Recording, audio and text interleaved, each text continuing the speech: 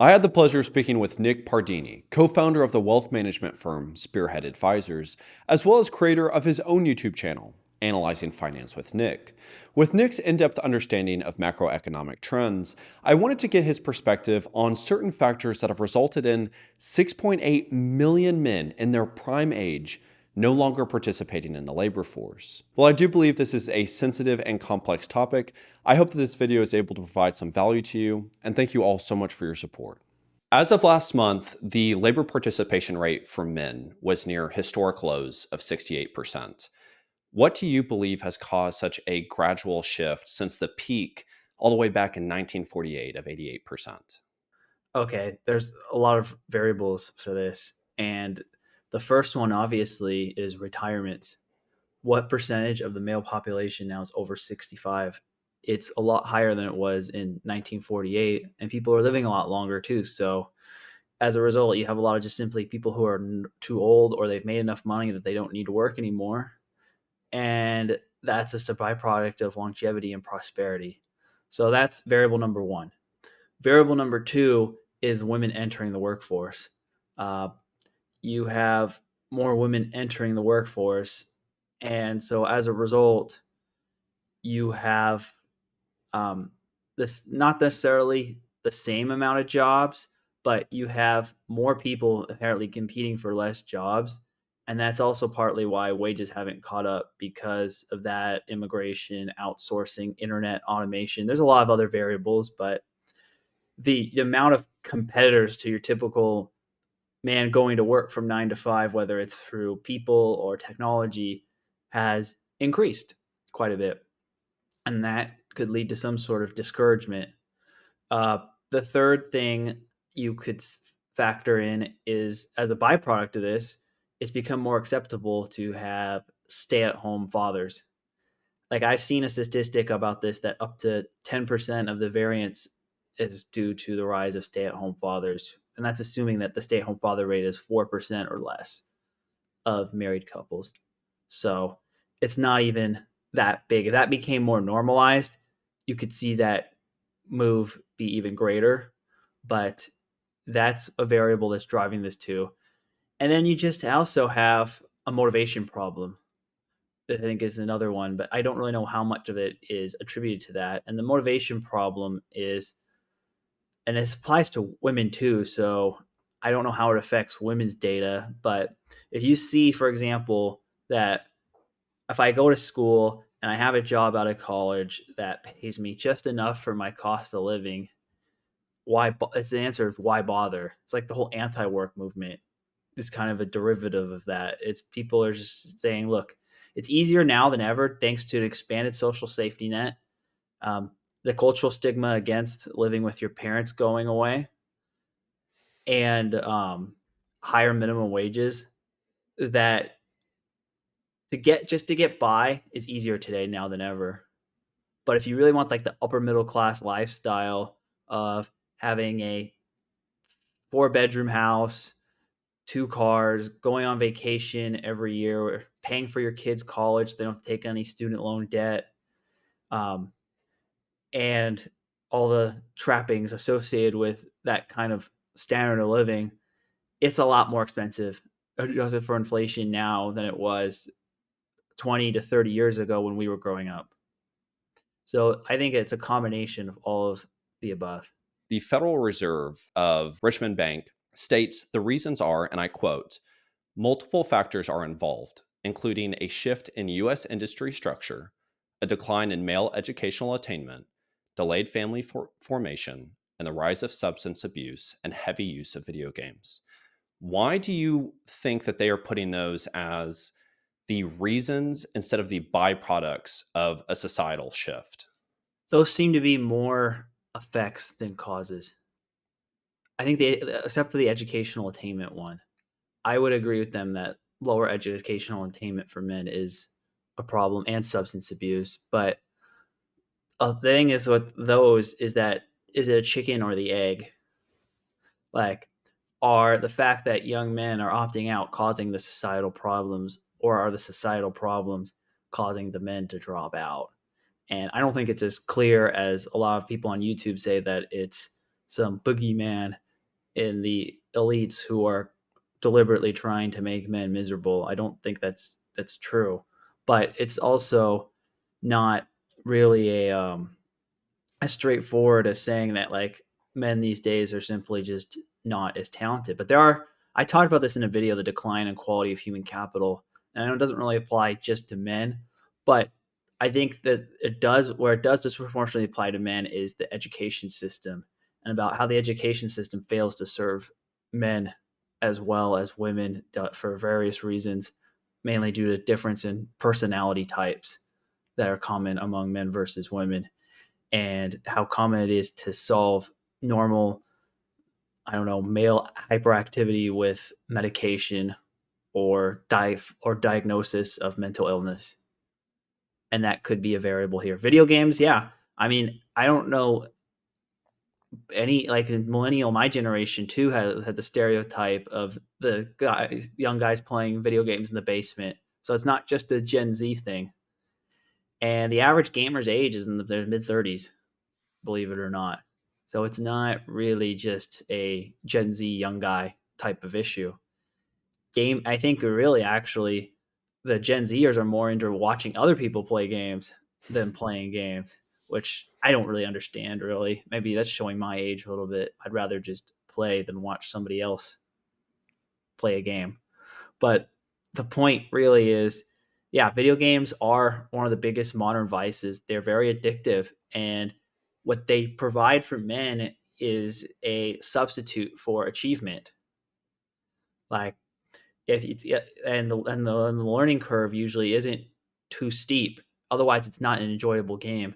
Like, I don't know if you ever played any of these games as a kid where it was just way too hard off the bat. You would just give up and quit playing. Like, examples in my lifetime would be like Super Ghouls and Ghosts for Super Nintendo when I was a kid, and StarCraft 2 when I was in my college years.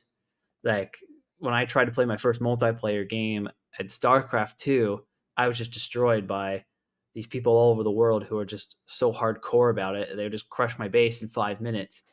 And I think that a lot of what the real world is doing is that the difficulty curve has steepened from, say, like a normal video game level difficulty curve to StarCraft 2 difficulty curve, and that's encouraging people to give up.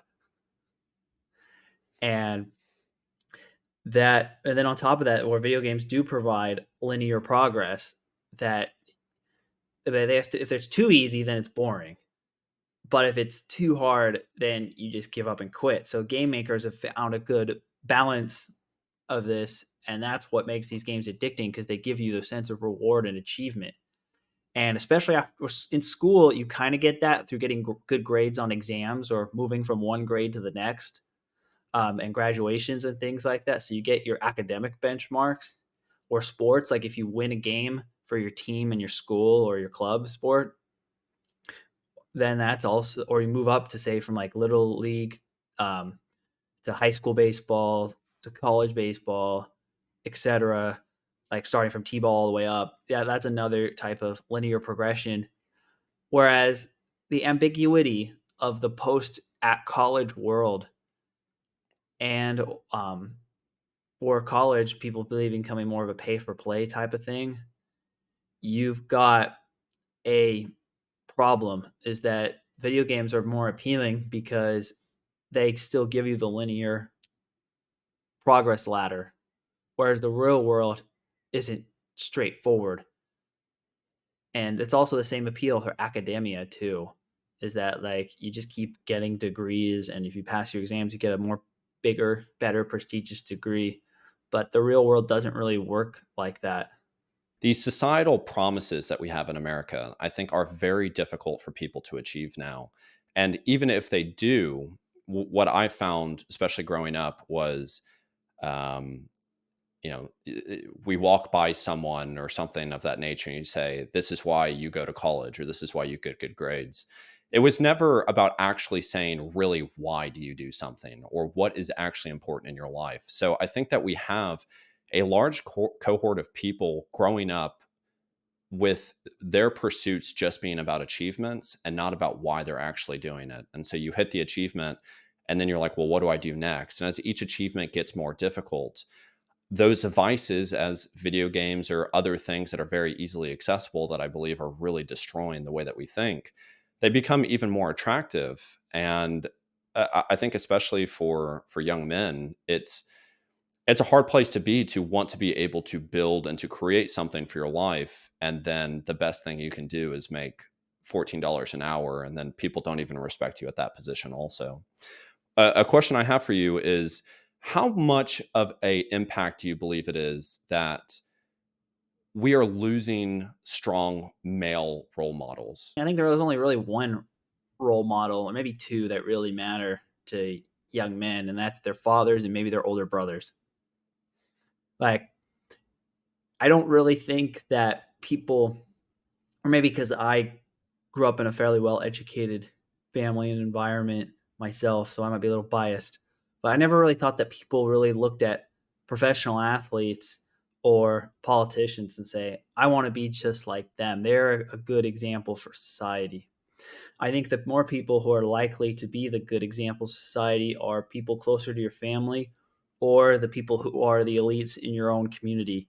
That's this idea of the noblesse oblige, which I talked about in my old money series, that the upper middle class, not the upper class, middle class, the upper class and the old money people, they kind of had a responsibility to behave in a certain way to be an example for the rest of us, because that kind of helps set the tone for morality in the culture.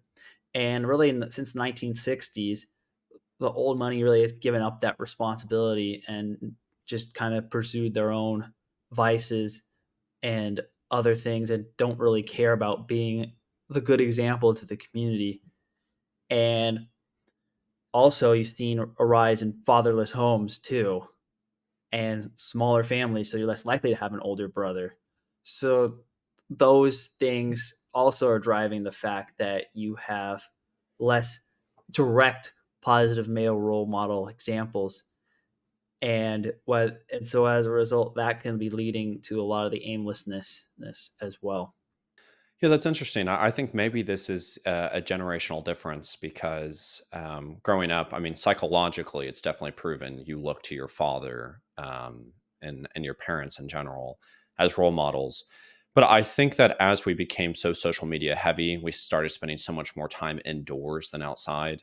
I think the community slash neighborhood concept has collapsed entirely. I didn't look for anyone in my community. I didn't do anything like that, and I don't think You that I didn't see your was. father as an example at all? I did for my dad, but I'm saying for outside of my father, I did not. My parents were also divorced, so I didn't get to see my dad as much um, as I would have liked. And then I also had a stepdad, which I looked up to him too, but it was two entirely different male role models that um, actually didn't really align too much with just who I was. So I did look for someone like, say, Tom Brady. I liked his professionalism. I liked how hard he worked on the football field. And I tried to find ways to be able to incorporate that into my life.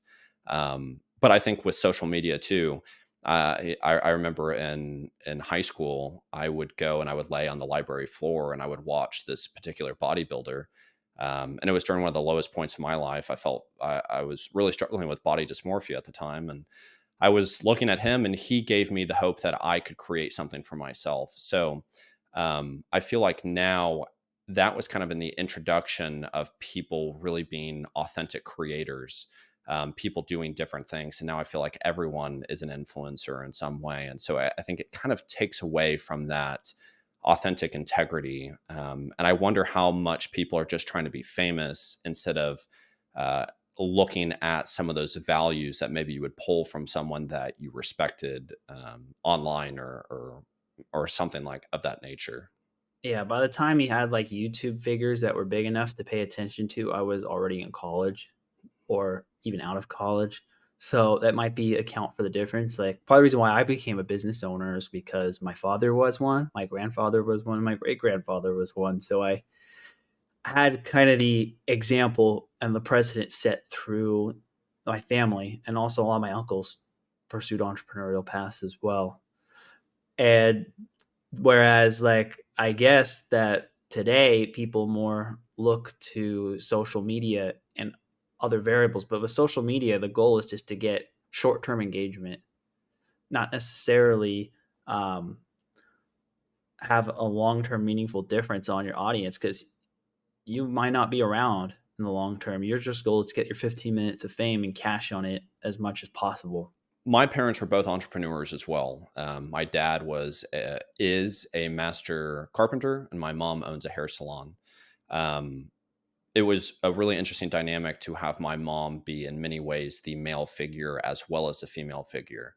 And so I feel like as I grew up, I just never thought about college was not a priority to me. I felt like I was always going to create something for myself. I just was, I thought about different things. But what was interesting is they would always tell me how important it was to make sure that you work as hard as you can for your client, that you do the best job possible, that you do it with integrity, that you don't just go after money and all of these different things.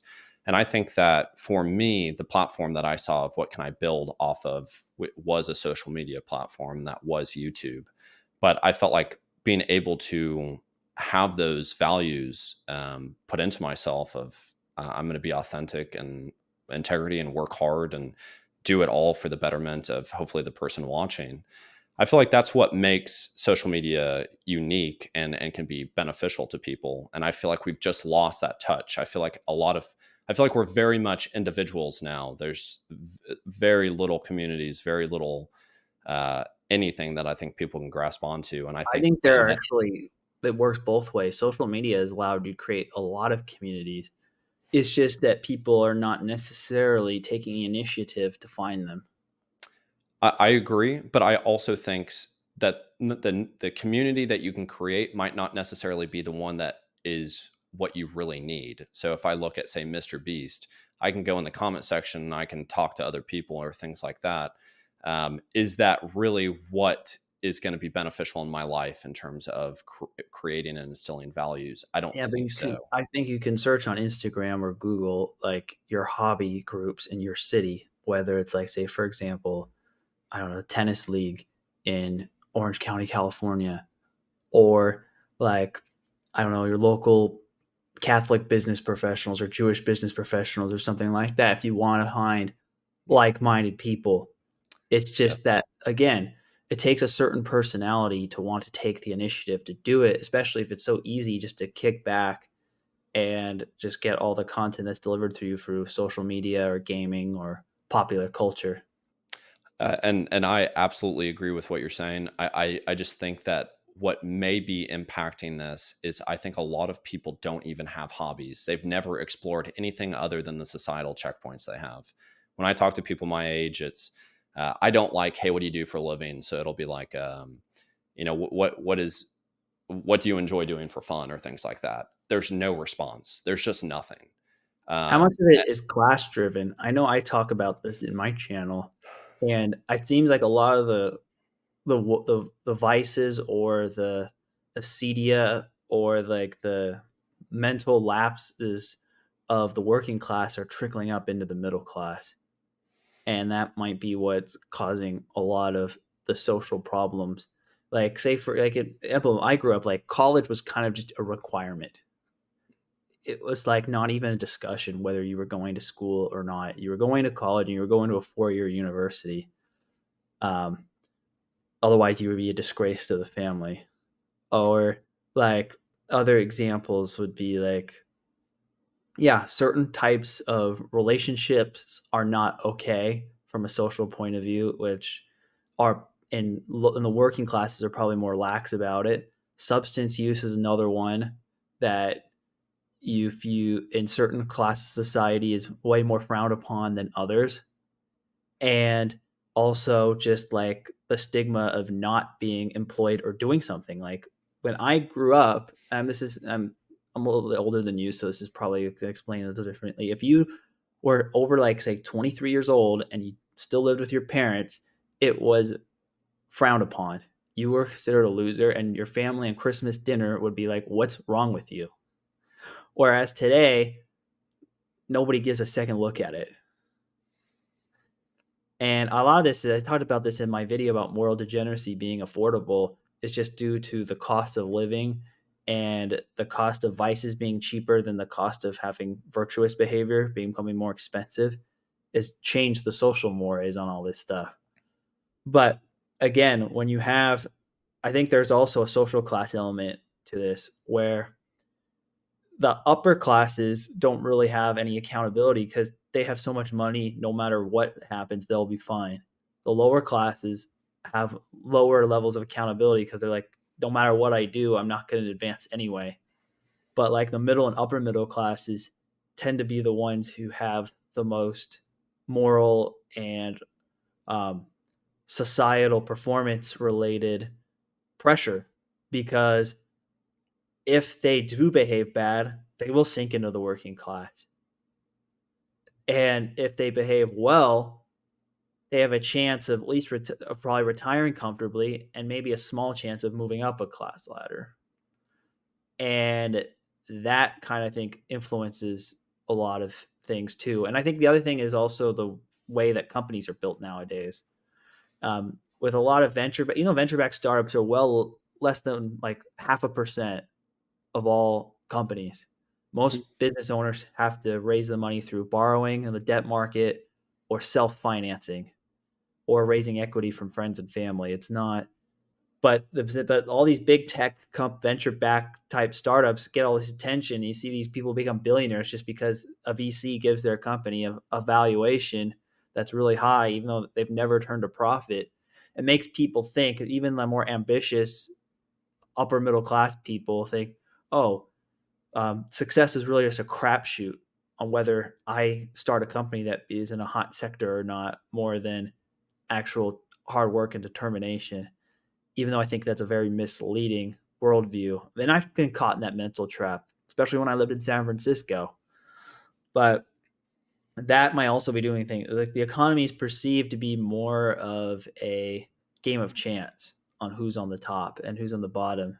On one hand, that's motivating because anybody in theory can move up, and the wrath of like the YouTube algorithm and social media influence, I think, has actually made this trend even worse, to be quite honest. But at the same time, it makes it feel like, why bother if it's all luck? Why don't I just have the minimum effort to buy a lottery ticket, in a metaphorical sense? I'm not talking about literal lottery tickets. Or why try at all, because it's really just pure chance anyway. I don't know how that component gets in this conversation at all. How much of this do you think is just young men trying to create something for themselves, doing landscaping businesses or other things of that nature, and just haven't incorporated? Do you think that there's actually more people on the sideline grinding, building something different, Yeah, much but like what I did? why would the rate of sole proprietorships be higher now than 20 years ago? Why would you create something for yourself when you were getting everything you needed practically 20 years ago? Because this country is all about entrepreneurship, and people want it. And even back then, people wanted to start businesses because they knew that was the way to make real generational wealth and have personal freedom, not have to report to some boss. I don't know if you've seen the Yeah. movie Office Space at all from the. Yeah. It's I think that it's a dream that we instill in people that you can create anything. Most people do not. That's what I specialized was in business accounts when I worked at the bank. That's primarily what I was seeing was young men, young women starting some sort of side hustle. And that was the very thing that I decided to do. I said, I will never be able to have the life that I want to live, which is really just to have a family and to be able to spend some time with them and have a luxury such as a home. I wasn't going to get that through the bank. And I thought, I have a better shot of giving it to myself. I don't think I would have had that if I would have been able to afford a home and then I was making $70,000, $80,000 a year. Yeah, you got to see the data on this, because a lot of the research that I've done about my generation, the millennials, about this is that they are less entrepreneurial. You see the headlines of like the people doing the big tech companies, but if you look at the aggregate statistics and survey data, it shows that millennials want the 40 years and the golden watch. I'm not sure if you're familiar with that metaphor or not, I think I get it. but like you work 40 years and then in your retirement, your company gives you a golden watch. Like that's what Yeah. happened to my grandpa when Yeah. he worked at a corporation his whole life. And that is the example really of what the millennial dream is. And that's why, like, you see in like European countries and even starting to come more the US, is the dream of a lot of people is to even get government jobs. Government jobs have become more attractive among young people and college students than they have been ever in the history of America, because people value that stability more than the upside potential. Whereas I think previous generations were more risk taking, and that might be part of the problem, is that people are not willing to take risk, and as a result of that, you have less new businesses being formed, and therefore less employment, or just less economic growth in general, and less innovation, because people are just, whether it's the regulatory state or um, the perceived higher cliff or antitrust not being enforced, so there's more difficult competition from bigger companies. There might be a lesser motivation. Like starting like the side hustle, doing some small thing is not the same as starting like a company that employs people, that is trying to compete with a big company and doing like a major product or service or technology. One of the things that I really want to get to, which I think is a real reflection of what is happening in society, is that CNN and CBS were the two leading platforms, at least on social media, that were really discussing men not participating in the labor force. I don't know if you've watched those videos, but if not, what happened is all of the people they interviewed were either employers or much older individuals. None of them discussed wages, and none of them discussed or spoke to an actual young person. I feel like there actually isn't any desire to fix the issue. I almost feel like it's a headline that you can get some clicks on, and a way to kind of say that young men aren't wanting to do anything in life. And then, it didn't seem like, if it was an issue, I would want to go speak to multiple young people to see, why is this happening? I'm Based on curious to that see if you source, have any insight on that. based on the source CNN, CBS, like the reason why they're dissatisfied, because they're worried that these young people are going to vote for anti-establishment political movements, and they don't want that to happen. They want to solve it just enough so that these people will not support anti-establishment politics. But beyond that, they don't care. I mean, that's just a reflection of everything. I mean, I don't feel like, I grew up. My grandparents all served in the military. My parents are very patriotic. I am as well. Even though I feel like I discuss a lot of things that are issues, I do that because I want to see this country do better. I feel like this country is failing the citizens, and then young people especially. Yeah, why are we wasting time talking about these things if, yeah, all it matters is about the vote? We're going to talk about making jobs better and all of these things. We're not going to see a difference happen no matter who wins. I don't believe. I think that, I don't want to go into what my political beliefs are, but I'm just getting discouraged, I think. And so when you get discouraged, why does it not make you want to just check out and go play video games or go do these other things? So again, I think that that's a reflection of what is happening as a society. Yeah, I think the general solution is you want to increase access to opportunity without lowering the bar. The problem is our society just feels like if some people are underachieving, that you need to lower the bar that everybody can make it, or you just make it impossibly hard so that nobody can achieve. And neither of those are really the answer. Like example would be just admission into elite universities. You should have more people get in, but make it harder to graduate, so that like graduating from there is what the real value is, more than just getting in and then coasting for 4 years. And you could see that with a lot of other professional licenses. Like you should make it easier to access to take like the exams you need um, to get it. Like don't have requirements to have less entry requirements, but don't make the test any easier.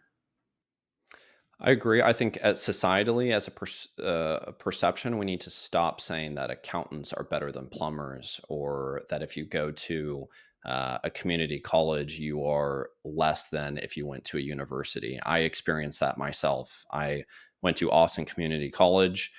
People would come into the bank, they would just assume, where did you graduate? And say, oh, actually, I'm going to ACC. And they'd be like, oh. And it was the most obvious change in perception that I just couldn't believe because I thought I'm going to college. What's the difference? But no, there is an absolute social stigma around that. And Well, it's one of the few legal ways you can discriminate. So yeah, that's that why and credit it still score. exists. Yeah. So yeah, you have to be able to separate people somehow. You can't if you want to get rid of that stigma, you'd have to legalize IQ tests for companies.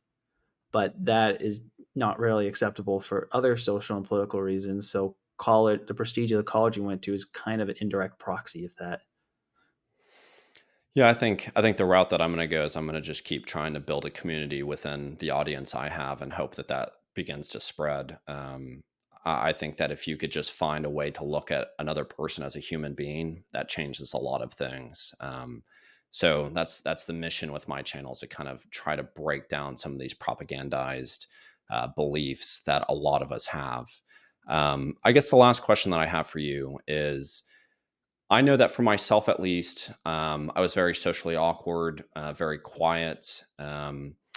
I had a good group of friends, but I chose to kind of isolate myself during high school.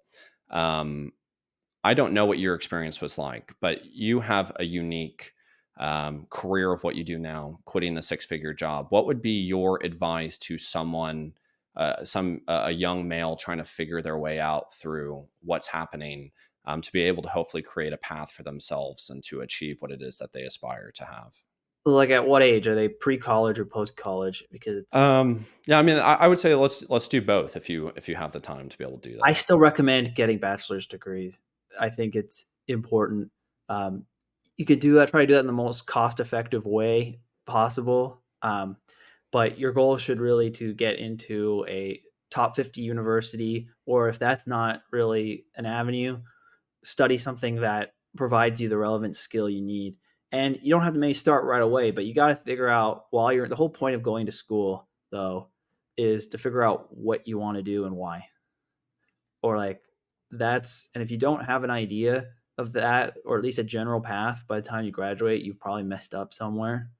But that's one thing is you go to school and while you're there, you got to think what you're doing and why. Like what's the path? Like where are you going to be when you're 30 or 35?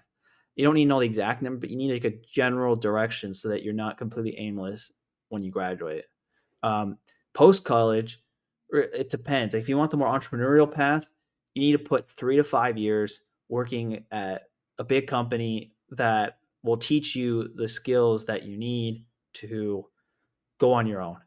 Uh, and whatever thing you're passionate about, because you generally the best business opportunities you learn from working in the industry and seeing what services or what pain points are not being met by the industry infrastructure that exists. And by targeting those, you can have a niche and an early client base. And or you can figure out where your role fits. Like I tried starting a business relatively fresh out of school with not enough like industry experience and it hurt me. And so it didn't work. And then when I tried it again after working in the industry for a long time, it ended up being a lot more successful. So that's kind of my advice. I tend to be more biased towards entrepreneurship because I think if your goal is to really try to make generational wealth, retire early, or just have more control of your life, that's kind of the way you can do it. Um, if you want more stability, you want less ups and downs, you're better off staying in corporate America. You can just have to use some of the entrepreneurial mindsets in corporate America to make sure that you are a revenue driver and not a cost. Because the people who are simply just a cost, they are the ones who get laid off. Uh, and if your goal is just to move up a social class, you should probably be, and you're extroverted, you should be in some sort of sales related or business development related role because the revenue drivers are the people who get paid, whether that's as an entrepreneur or whether that's in the business development team at a larger company. In fact, really, if you're a company that's smaller than like a publicly traded company, the C suite is basically business development on the smaller stages. So that's probably the most useful soft related skill that you can get. And yeah, that's kind of my advice, is that you need to figure out what you want to do, and then based off of that, get the needed experience if you want to go on your own, or if you don't want to go on your own, make yourself difficult to replace. I think one of the most important things that I've always done, and I experienced the most difficulty when I lost track of it, is to have a target so you can set aim with your life. Whenever I have a target and I can set aim, life becomes far easier. I think another important thing is that whenever you begin to change, you are going to outgrow the people that you were with. And that's going to come from family members, close friends. And you're going to realize you're going to be outgrowing yourself at points too. But the whole point of you doing this is to become someone that you wanted to be. So for you to become somebody different, it's going to be different than what these other individuals want. And so it becomes very lonely. I would say this is definitely the most lonely I've ever felt my entire life. And it's very difficult. But I think once you realize that and you understand that's a part of the process, and you use this time to try to create values and instill things into yourself to make yourself more marketable, more difficult to replace, I think you really start to attract the people that you want to be in your life and the person that you want to become. And yeah, I think try to find kindness where you can. I think people would say, "Oh, that's woo woo or whatever. Love yourself," but I'm incredibly hard on myself, and the points where I can find kindness is where I see the most growth. But I think it's a delicate balance. I think that you have to have self determination, grit, and these certain factors. But if you can do it in a way that's not destructive, I think that you can create real opportunities for yourself going forward. Um, so I really appreciate your time, Nick. Thank you for sharing this. It's always great to talk to you, and I just want to say congratulations on the growth on your channel too. It's been incredible to see. Thanks. Like, I built this channel as a hobby originally, and it's crazy to see that really just a few videos that really caught a nerve, and now people are starting to kind of see what we're doing. And my channel, Analyzing Finance at Nick, kind of goes more in explaining why certain things in the world of finance and macroeconomics economics work, and why they matter to your life. Like, that's kind of what I tried to do on my channel. It's a mix of educational and more editorial content, but that's that's the goal, and people like it because I kind of explain why a lot of things that people maybe intuitively know exist but can't really quantify or complete the cause and effect connection, and I try to do that. And you do it in an authentic way with integrity. And I think people can feel that, they can see it, and it's very well researched. The ability that you have to be able to talk about things without a script in some cases is truly remarkable. So yeah, I'm excited to see where it goes, and I hope to, we'll definitely be talking here soon. All right, yeah, and just tune in, guys, for part 2 of this, where Damon is going to come on my channel, and we're going to discuss how the jobs numbers work and why they matter. I just wanted to thank you all so much for your time. I hope this video was able to provide some value to you. A discussion or a topic such as this, it really is hard to give it justice in just a 30, 40, 50-minute conversation. It requires and demands so much more than that. There are so many different complex factors that have brought us to the point that we are today. And I think that just stating that men are rather playing video games than participating in society, I don't think that that is a proper answer. And the fact that the Federal Reserve Bank of Richmond believes that to be a component, I think that that just shows that we're in even more worrisome times than some may think. I will continue to do my best to push the boundaries and research more, and hope to provide a more in-depth understanding throughout the history of this channel of certain factors that are impacting our daily lives. Again, thank you all so much for your time. Thank you all so much for your support. I hope this video is able to provide value. Until next time, bye-bye.